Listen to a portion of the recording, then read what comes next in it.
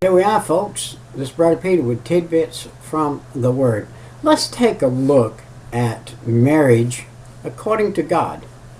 Marriage according to God is one of the holiest of holy things on the earth. There is perhaps no holier thing than marriage on the earth, other than the salvation of Jesus Christ in a man's heart. God made Adam, and after he made all the animals, and the animals all had mates, and he looked at Adam, and he said, "It's not good that man be alone." So he made him a woman. He made him Eve. And before sin came into the world, this was the perfect union, a man and his wife, who in the beginning were one. When God created the heavens and the earth, and he created Adam, he said, "I created Adam and Eve." God knew that Eve was in the rib of Adam before he took her out and placed her beside Adam. But he waited until Adam named all the animals, the trees, the bees, and everything else, the land, the lakes, the mountains, the hills, everything. Adam named everything, and then he took Eve out and put Eve with him. Made them a union. They were a union. And now one did sin before the other. And after that one sinned, the other one sinned. And that made a separation between God and his created beings that he created not to sin, but they sinned.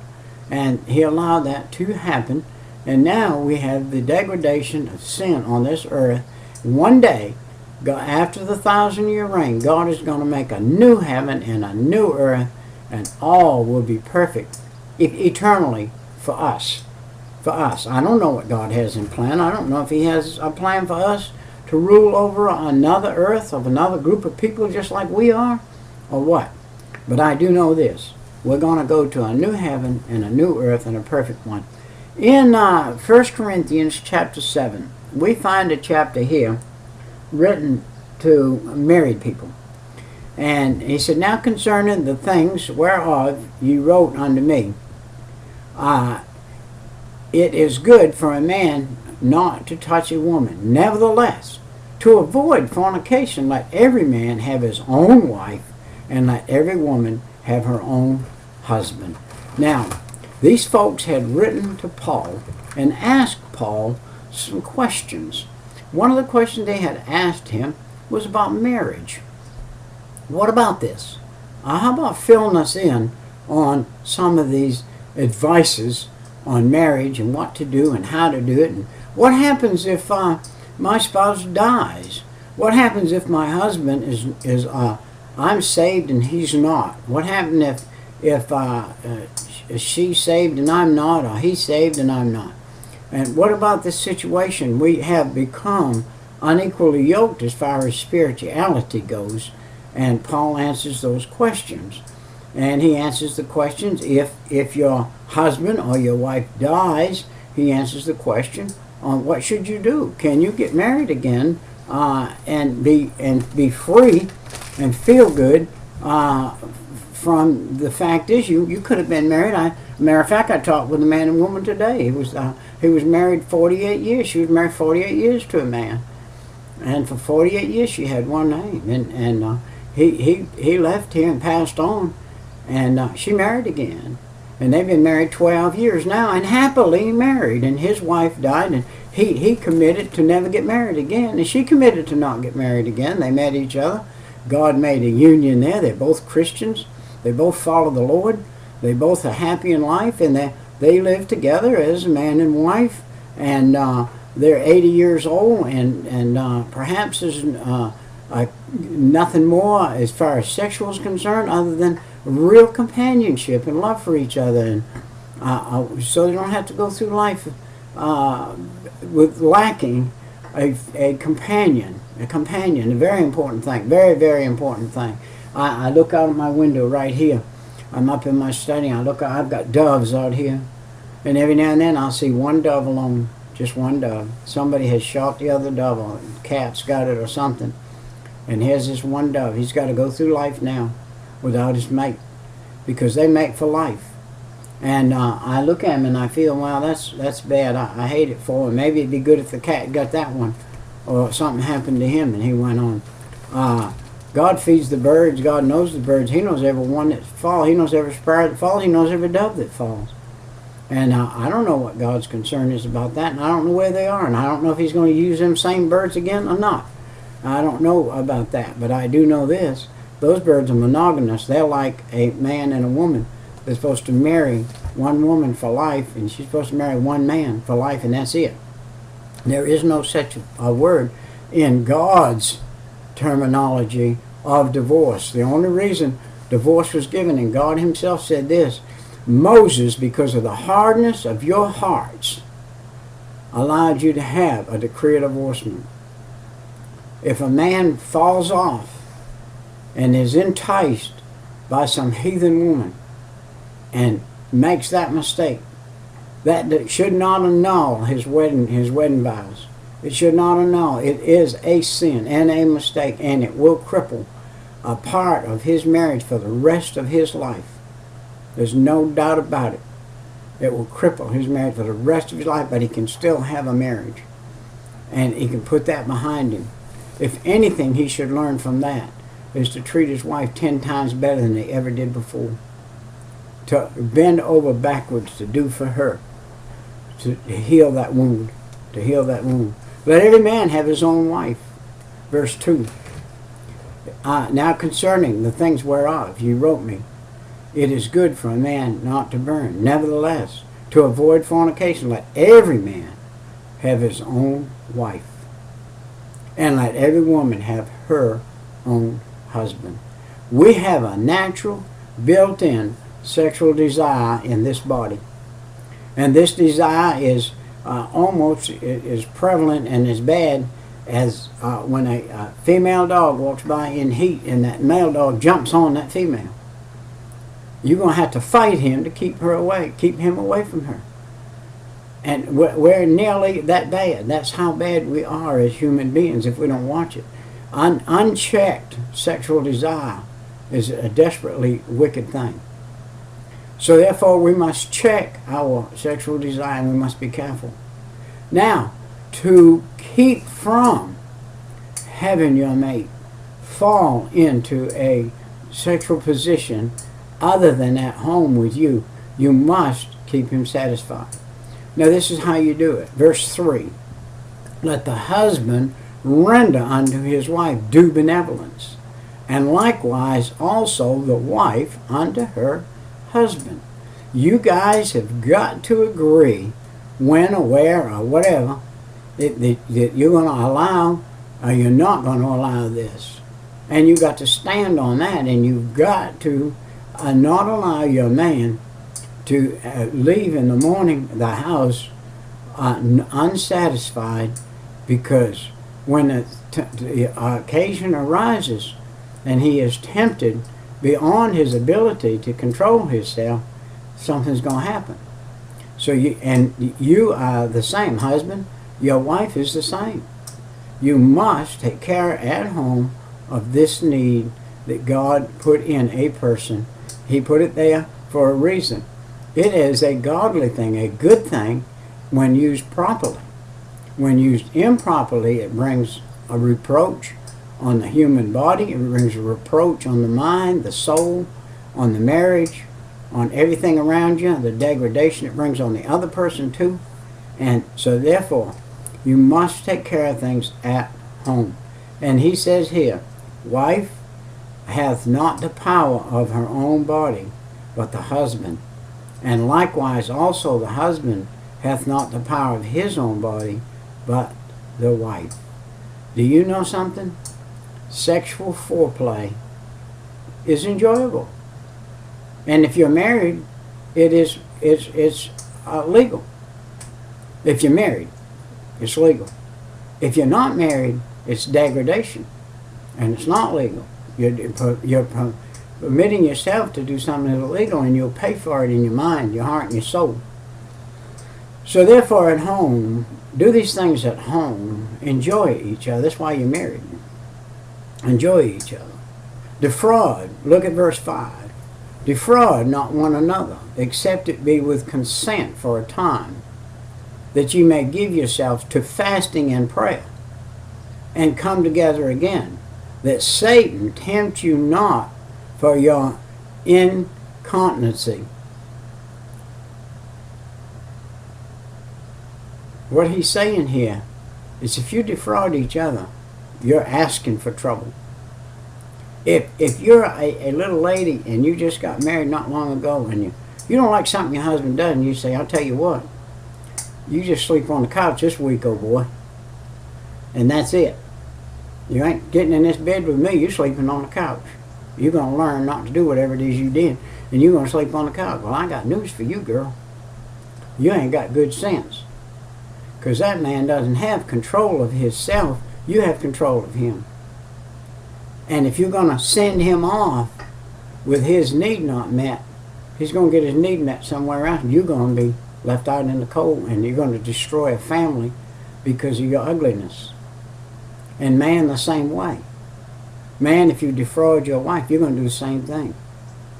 Paul says here, I speak this by permission and not of commandment. He was not commanded to speak this, but he spoke it by permission because he saw the need. And the need was that things was happening in marriages that he saw shouldn't be happening because people weren't doing what they're supposed to do. For I would that all men were even as I myself. But every man hath his proper gift of God, one after this manner and another after that. I say therefore unto the unmarried and to the widows, it is good for them if they abide even as I. But if they cannot contain, let them marry. For it is better to marry than to burn.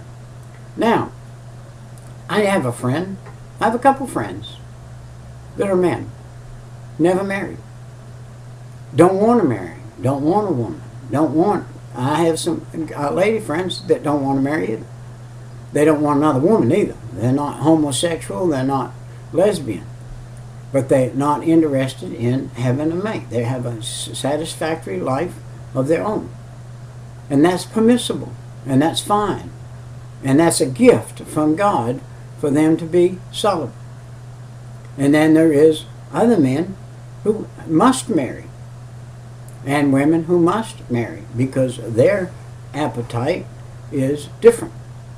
Because they have a driven desire, some more than others. It's not for us to fulfill that desire with somebody that we're unmarried to. That is a degradation, and God will frown on it, and you will be punished for it. You will pay for it, and you will pay for it before you go to heaven. You will pay for it in heaven with a loss of reward. You say, Brother Peter, if I'm saved and I'm committing adultery, will I go to heaven? Well, I got news for you. You will get there, but you sure may not have one reward when you get there. You may have lost every one of them. This is a controversial subject that I'm saying here. The truth of the matter is, if you are saved and you are committing adultery, you are miserable. If you're truly saved and you're committing adultery, you are one miserable person. You allow that little small sexual act cause you to be miserable in your mind, your heart, and your soul, and you will not be right with God, and you will pay the penalty, and you will pay it more than likely in your body while you're on this earth before you die. You will have some things happen to you that you would never believe, and you will end up in a position where you never would believe. He said, unto the unmarried, I command yet not, but the Lord, let not the wife depart from her husband. And if she depart from her, remain unmarried, or be reconciled to her husband, and let not the husband put away his wife. If possible, reconciliation is the important thing. If you know somebody that you can help that have recently separated, they're not divorced yet, or they just did get divorced and they're not taken up with somebody else yet, they need advice. They need help. They need to be reconciled either to the person they left or marry the person they're with. There is no permissive sex outside of marriage. There is no such a thing as permissive sex outside of marriage. But if she depart from her husband and remain unmarried, or be reconciled to her husband, and let not the husband put away his wife. But to the rest speak I not, the Lord, if any brother hath a wife, let him believe not, and she be pleased to dwell with him, let him not put her away. And the woman which hath a husband that believeth not, and if he is pleased to dwell with her, let her not leave him. He's saying, if you both are heathens and you got married, one of you gets saved and the other one's not. If you can still live together peaceably, do so. Do not depart from each other under this auspices. God would not have you depart. Look on what he says here in verse 14. He says, for the unbelieving husband is sanctified by the wife, and the unbelieving wife is sanctified by the husband. Else were your children unclean, but now are they holy. I got a picture, one picture I can show you of this. There was a guy named Lot. He was down in a wicked city, and God delivered him from that city. And while he had his wife, she was covered by his righteousness. On their way out of that city, God said, if anybody looks back, they will become a pillar of salt. And this woman looked back and became a pillar of salt. You say, that sounds like a fable, Brother Peter. It is. It's a true fable, though. It's a true fable. It's a fable, but it's a true one. God really did that. He turned that woman to a pillar of salt because she turned back. But we see while she was with Lot, she was covered by his righteousness. But by turning back and looking and desiring to be back there, she broke that righteous train that she had. Verse 15. If the unbelieving depart, let him depart. A brother or sister is not under bondage in such cases, but God hath called us to peace. For what knowest thou, O wife, whether thou shalt save thy husband, or what knowest thou, O man, whether thou shalt save thy wife? If you're not married, if you're not a Christian, you get saved, you become a Christian, and you have a wife or a husband, and they just say to you, I'm not going to get saved. I don't want to get saved. I don't want nothing to do with your God. I don't want nothing to do with this. I'm leaving. The Bible says, let that husband or that wife go. And go on with your life. And find a Christian person that you can marry and marry him. Do not have unmarried sex. Whatever you do, do not have unmarried sex. It's condemned. It's condemned in all and every single solitary ounce of righteousness in God condemns such a thing. Don't allow it. Do not allow it. All right. But as God hath distributed to every man, as the Lord hath called everyone, so let him walk. And so ordained I in all the churches. Is any man called being circumcised? Let him not become uncircumcised. Is any called uncircumcised? Let him not be circumcised. I went too far in this chapter right there. But what Paul is saying here, let what is be. Let what is be. If it is, it is, and let it be.